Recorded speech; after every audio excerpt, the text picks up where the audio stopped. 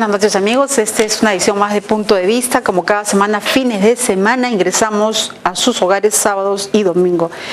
El clima político sigue movido de cara, ya estamos exactamente a una semana de las celebraciones de fiestas patrias. Se están hablando algunas cosas en el Parlamento, quién sería la nueva mesa presidencial, y lo que hemos visto la verdad es una vergüenza.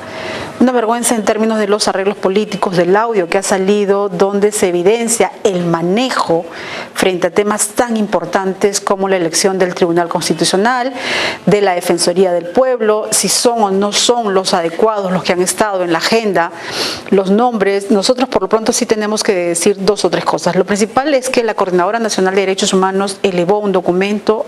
Primero hizo una conferencia de prensa elevando un documento y sentando posición sobre la tacha directa al ex congresista José Sousa en términos de Rolando Sousa, perdón, en términos de si debe o no debe ser parte del Tribunal Constitucional.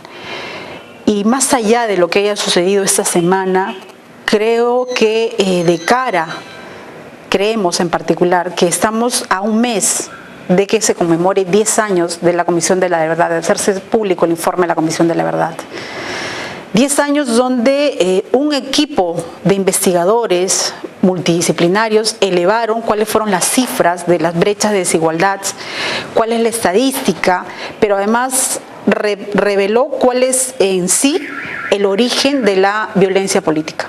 Desigualdad, discriminación, exclusión, y pareciera que eso no pasa en el país. O sea, se ocurren 10 años, 30 años después de que ocurrió la violencia política en el país, y en nuestro país volteamos la página y volvemos a cometer los mismos errores.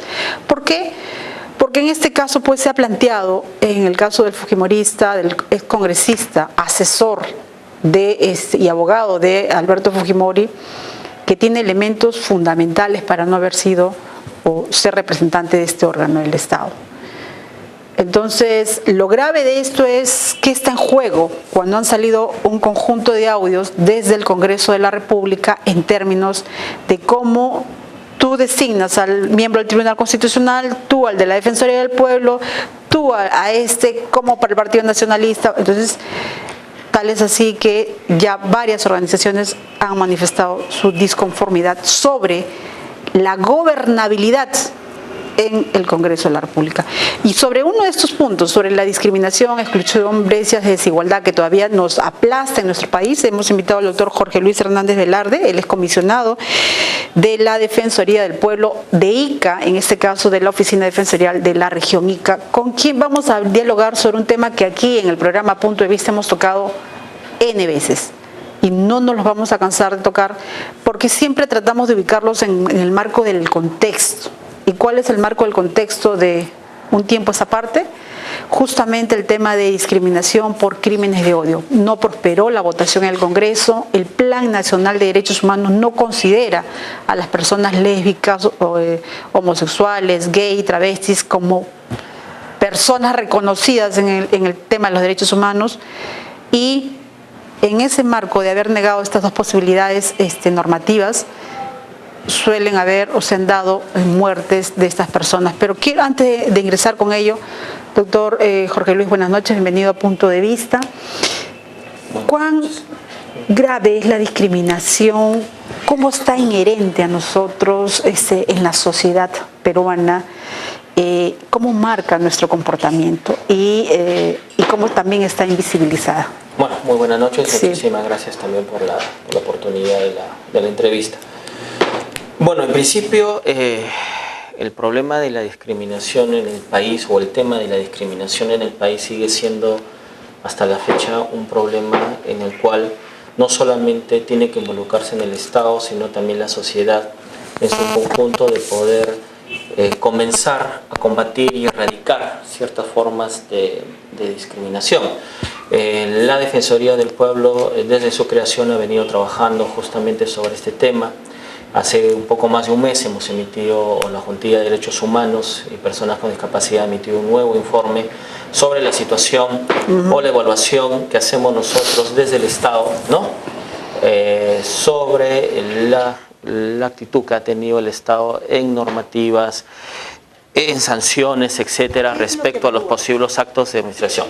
Normalmente la Defensoría, como es su rol de supervisión de las entidades públicas, nosotros evaluamos cómo se está comportando el Estado frente a al derecho a la no discriminación, ¿no? Ese comportamiento se mide a través de marcos normativos, respuestas. Claro, exacto. Existe un marco internacional que desarrolla o prohíbe una serie de la Convención de Derechos Humanos, la Declaración de Derechos Humanos, etcétera, que establece la prohibición de discriminar. El artículo 2 de la Constitución también lo regula en esa misma medida.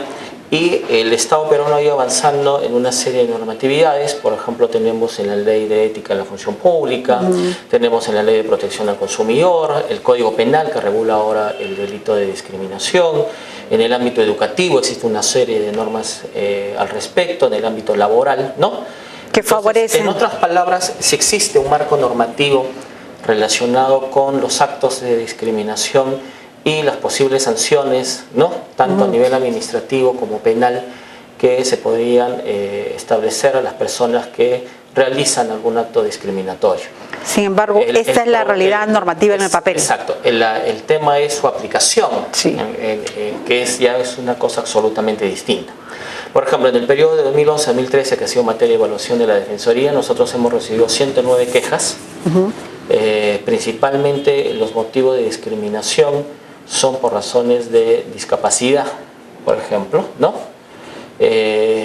A pesar de que existe todo un marco normativo que prohíbe efectivamente eso. Y hemos evaluado también en los sectores donde principalmente consideramos que es necesario poder fortalecer estos ámbitos, que es en el ámbito de educación y en el ámbito laboral y en el ámbito de salud. ¿Estas 109 quejas son de solo ICA? ¿Cómo? ¿Estos 109 quejas son solo No, es a nivel nacional. En ICA... Dadas desde el Estado. No hemos recibido ninguna queja en ICA. En realidad. Ya, estas es en relación al Estado que usted plantea, ¿no? Ya. O sea, la Defensoría obviamente recibe quejas relacionadas con posibles actos de discriminación. En el periodo de 2 años son 109 quejas. En ICA no hemos recibido ninguna queja respecto. Doctor, pero nos preocupa un poco, nosotros entendemos que el Estado tiene un comportamiento, una respuesta. De hecho, esta semana está la ministra de Trabajo acá para abrir las ventanillas de atención a las jóvenes con discapacidad, ¿no? Y a la empresa privada a ver qué hace. Nos llamó la atención, por cierto, que la ministra no tocara el tema de la agroexportación, un tema latente, ¿no? Y venga por otro lado. Y ha tenido un desayuno de trabajo con los empresarios en la región Ica y ha podido abordar ese tema. O sea, cómo se está divorciando un poco las preocupaciones. No me quiero salir del punto. Sin embargo, la aplicación no se le puede, por decirlo menos, regular a la población. O sea, ese es un tema de actitud. A ver, ¿qué es lo que pasa? Lo que pasa es que en el tema de la vigencia de los derechos humanos de la persona, ¿no? La obligación no es exclusiva hacia el Estado. También es una obligación del ser humano como tal. Es decir, yo también, como el hecho de ser persona, tengo mi propia obligación de respetar los derechos de mi prójimo. Y muchas veces normalmente se le exige al Estado determinadas conductas. Sin embargo, la sociedad también tiene una responsabilidad grande en ese tema. Justamente comentábamos en su momento, por ejemplo, cuál es el rol de los medios de comunicación respecto al tema del tratamiento del derecho a la no discriminación, ¿no? Como en el Perú, por ejemplo, se sigue todavía realizando discriminaciones, no necesariamente en actos, pero sí discriminaciones de manera verbal. Las bromas que uno puede realizar, que tienen las programaciones también, ¿no? Y para ponerle un ejemplo particular, ¿no? En la cuenta de Facebook una persona publicó a un jugador de Alianza con un mono y se preguntaba cuál era la comparación entre ellos dos, ¿no? Si eran iguales o cuál era la diferencia. Por ejemplo, actitudes de esas formas son actitudes discriminatorias. Pero ahora también van otros temas. Esta semana, y me ha hecho recordar, el actor Helera de Alfonso Sitio publicó algo relacionado a su hija, blanquita, rosadita, ¿no? Entonces, como que tendemos a ver que, por eso le decía al inicio, es tan marcado, es tan inherente que no nos damos cuenta. Ese es el problema, y también muchas veces ese es el problema, también parte por el hecho de que al estar, como usted lo señala, muchas veces interiorizado o en todo caso tolerado, tampoco surge en la persona el hecho de poder denunciar Hay una o el hecho de poder dar de conocimiento, ¿no?, a la autoridad competente esos tipos de actos. Ahora, dentro de todo este tema de discriminación, tenemos que evidenciar a aquellos que son más violentos o golpeados. El tema de crímenes de odio que se ha querido penalizar y no ha sido posible, el tema, el grupo de población, identidad de género, gay, travestis, que a diario están, por decirlo menos, con actitudes de mofa, de ridiculización, claro, ¿no? O sea, por eso le digo, a ver, sobre el tema de incorporar en el Código Penal la figura de crímenes de odio, que puede ser, existen, bueno, por lo menos la Defensoría ha conocido alrededor de 5 o 6 proyectos de ley en las cuales se le ha solicitado una opinión legal al respecto, y en principio la institución siempre ha manifestado la buena disponibilidad que tiene el Congreso de poder regular este tema, ya sea establecerlo como un agravante, es decir, cualquier persona que comete un delito, pero que ese delito sea motivado por un acto de discriminación, ¿no? Existen proyectos de ley en que de la pena para el delito se le incrementa 1/3 más. Hay otros proyectos de ley pero no han prosperado. Lo que pasa es que se discutió, tenemos entendidos, cuando se estaba discutiendo todo el paquete del plan de seguridad ciudadana. Nosotros lo que esperamos es que se siga discutiendo ese tema, ¿no? Sí. Porque sí creemos que debería incorporarse mayores elementos o actos de motivos de discriminación para ser penalizados. Sí. Porque, por ejemplo, el artículo 323 del Código Penal, que es el que regula justamente el delito de discriminación, si una persona por una determinada orientación sexual, ¿no?, o identidad de género sufre algún acto de discriminación, ¿no?, esta persona o el agresor o el que comete este acto de discriminación no puede ser penalizada.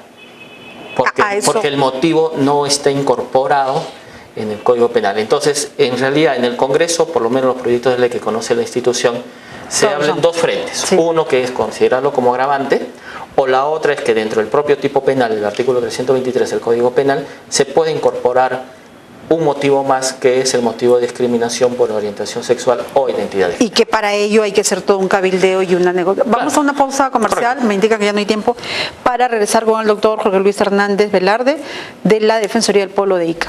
Regresamos.